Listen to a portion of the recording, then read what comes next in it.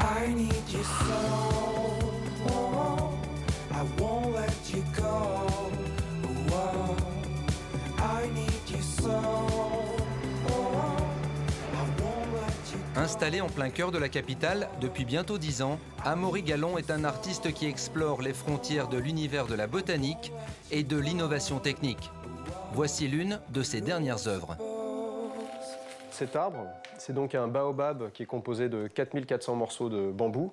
On a gagné il y a 2 ans les A-Design Awards avec cette structure. L'idée, c'était de s'inspirer un petit peu des baobabs qu'on a en Afrique.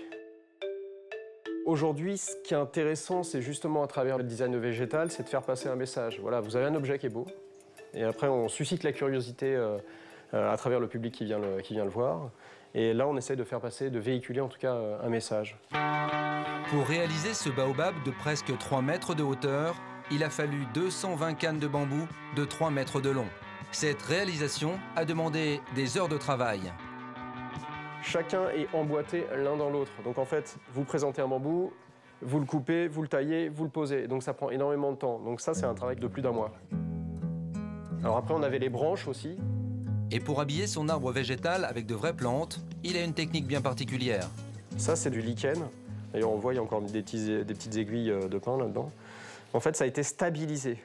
On met de la glycérine, en fait, c'est comme du sucre. On pulvérise du sucre, ça bouche les pores de la plante, ça rentre dans la sève. Et après, la plante est justement fossilisée, préservée, si vous préférez. Et vous l'avez comme ça, après, pendant 10 ans. Donc, vous avez vu, ça reste vraiment souple. Une astuce qui permet de végétaliser des espaces sans contrainte ni d'eau ni de lumière. En plus de ses œuvres, Amaury s'est aussi spécialisé dans les murs végétaux, pour lesquels il travaille avec des plantes vivantes cette fois-ci. On préfère planter petit, parce que comme ça, la plante s'adapte au support de culture, c'est-à-dire qu'elle va grossir à l'intérieur du mur végétal.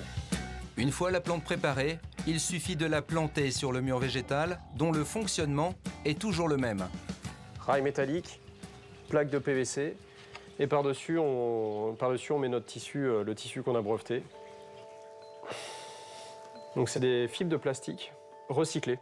Donc là, on est sur quelque chose en termes d'épaisseur qui fait 1 cm à 2 cm, et sur un poids qui fait 15 kg humide.